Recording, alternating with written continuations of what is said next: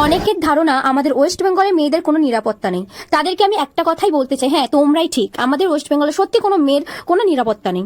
আর আরেকটা কথাও তার সঙ্গে ঠিক, যেটা হচ্ছে আমাদের ওয়েস্ট বেঙ্গলে যেমন কোনো মেয়ের নিরাপত্তা নেই, ঠিক তেমন বয়স্ক মহিলাদেরও কিন্তু নিরাপত্তা নেই। এই যে একটা মেয়েকে দেখতে পাচ্ছ এখন, মানে এই যে বয়স্ক মহিলাটাকে দেখতে পাচ্ছ, ইনি কিন্তু আর 10 জনের মতো বাইরে থেকে এসেছিল শরণার্থী হিসাবে। আমাদের এখানে গঙ্গা স্নান হয় কাকদ্বীপে, সবাই জানো, দেশ বিদেশ থেকে লোক স্নান করতে আসে, ইনিও এসেছিল। বাইরে থেকে আসার পরে বয়স্ক মানুষ তো নিজেদের টিম ছেড়ে একটু আলাদা হয়ে গেছিল, যার ফলে ইনি এখানেই রয়ে গেছে।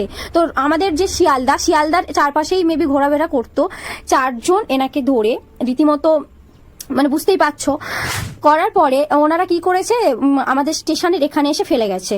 আর আমাদের যে জিআরপি থাকে, আমাদের স্টেশনে যে জিআরপি গুলো, তারা নাকি ওনাকে ট্রেনে তুলে দিয়েছে। এটা ওনারই কথা, মেবি কতটা সত্যি মিথ্যা আমরা সত্যিই জানি না। তো ওনাকে এই ট্রেনে তুলে দিয়েছে। উনি তখন হচ্ছে এই ট্রেনে শিয়ালদা থেকে বারাইপুর পর্যন্ত আসার পরে, বারাইপুর থেকে আমি উঠেছিলাম, তো সেখান থেকেই আমি উনি বলছিল, ওনার মুখ থেকে আমি কথাগুলো শুনলাম। তো ওই কম্পার্টমেন্টে আরো 2 জন ছিল, যারা হচ্ছে এই যে 2 জন যে অফিসার, আমি এনাদেরকে কি বলে ঠিক জানি না, এনাদেরকে ডেকে দিতে এনে এসে ইনি ট্রেন থেকে রীতিমতো পড়ে যাচ্ছিল। ওনারা তারপরে এসে এই আমাদের যে দরজা আছে, দরজার ওখানে গিয়ে দাঁড়িয়েছিল, প্রোটেক্ট করছিল। তো যাই হোক, আমি একটা কথা বলতে চাই, এই মহিলার হাতে যে ব্রাশটা দেখতে পাচ্ছ, আমাদের যে হকার গুলো মানে এতটাই থার্ড ক্লাস হয়, তারা ওনার কাছে 20 টাকা কেউ মেবি খেতে দিয়েছে, কি করেছে ওই টাকাটা নিয়ে ব্রাশ, আচ্ছা এই মানুষটা ব্রাশটাকে নিয়ে কি করবে, দাঁত মাজবে? এই মানুষটা পুরো কাপড় রক্তে ভিজে গেছে, পুরো কাপড় রক্তে, মানে ওই জায়গাটা পুরোটাই রক্ত, তোমরা ভালো করে লক্ষ্য করে দেখো, পুরো রক্তে ভিজে গেছে, উঠতে পারছিল না নাকি।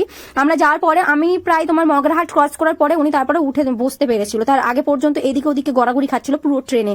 তা আমি বলতে চাই, এই যে মানুষগুলো, এই যে এনাকে এরকম একটা পরিস্থিতির সম্মুখীন করতে হচ্ছে, একটা কথা না বললেই নয়, আমাদের কিন্তু পরিচালনা যিনি করছেন উনিও কিন্তু একটা মহিলা, আর আমাদের এখানেই মহিলাদের কোনো নিরাপত্তা নেই।